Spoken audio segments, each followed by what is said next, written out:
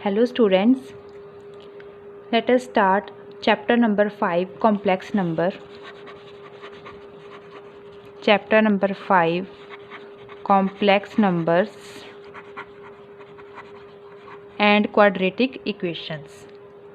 And quadratic equations.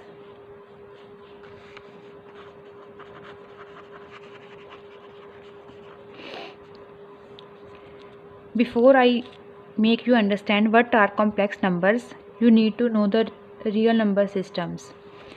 What is n? N means natural numbers. What are natural numbers? Simple numbers starting from 1, 2, 3. These numbers are natural numbers.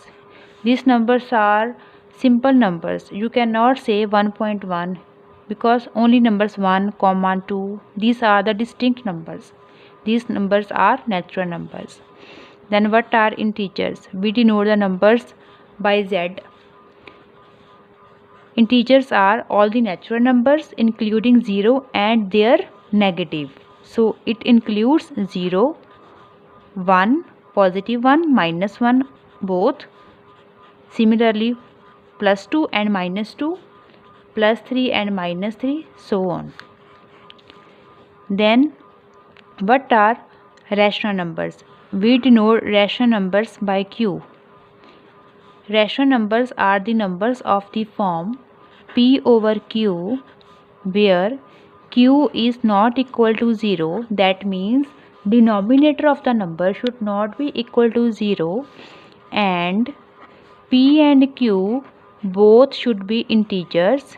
I write Z because I told you that we denote integers by Z, and GCD of P and Q is 1. This means their common factor, greatest common divisor, is 1. That means you can say their HCF is 1 or you can say their GCD is 1.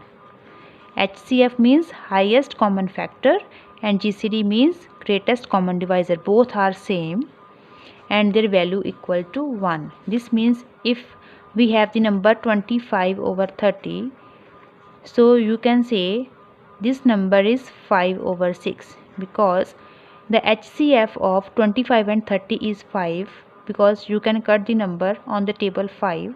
So we need to express the number in the proper form when the GCD of both P and Q is 1. So this number should be written like this.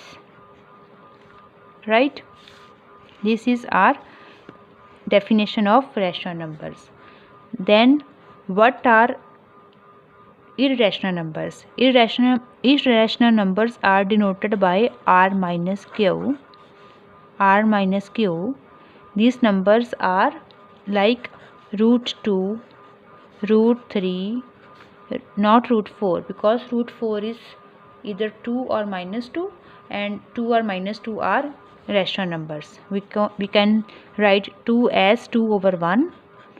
1 is not equal to 0. P and Q, 2 and 1 are both integers and their GCD is 1. So 2 is a rational number. We cannot write it here. Under root 2, under root 3, under root 5, under root 7 and their negatives also, either positive or negative. These numbers are irrational numbers. This R means real, this R means rational. This Q means rational. So it means irrational numbers are real minus irrational, means excluding all the rational numbers from the real numbers, or you can say rational numbers plus irrational numbers. Plus means their inclusion. Irrational numbers and irrational numbers, their union will form all the real number system, will form the real numbers. Then number is real. Real numbers are all the rational as well as irrational numbers. You can say that inclusion of all the numbers. You all know that we describe the real numbers on the number line. These numbers like this 0, 0.1, 0.2, all the numbers. All numbers are included in the real numbers. right? But there are some questions where we cannot find solution in a real number system. For example, take x square plus 9 equal to 0. This means you can write x square equal to minus 9. Now you cannot do anything more in case of real number, because you know that there is no real number whose square can be negative. You have studied in your earlier classes that square of a real number is always positive. So how can you say there is some x belongs to real number? When we square the value of x, it will comes out to be negative number. So you can say that this system has no solution. This system has no solution in reals. But it does have a solution in case of complex number. But solution exists but solution exists in complex numbers. Complex number which solution exist करेगा, because we define the imaginary number. It is clear from its name that it is just imaginary.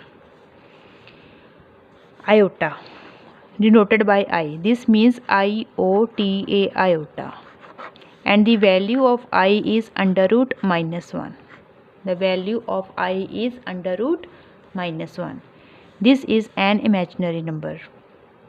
So when we square this equation, it will come out to be I square equal to minus 1. This means there is some number I whose square is negative. So we can define this imaginary number as a complex number. So we have x square equal to minus 9. Now we can solve this, because we can write this as minus 1 into 9, right?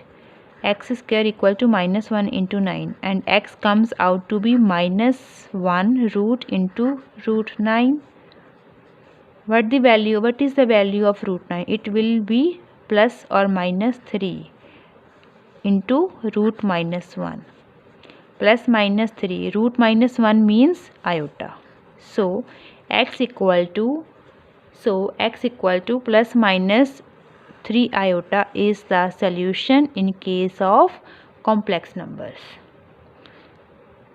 Now you all understand why we introduce complex number in our number system, and we can solve the questions like this.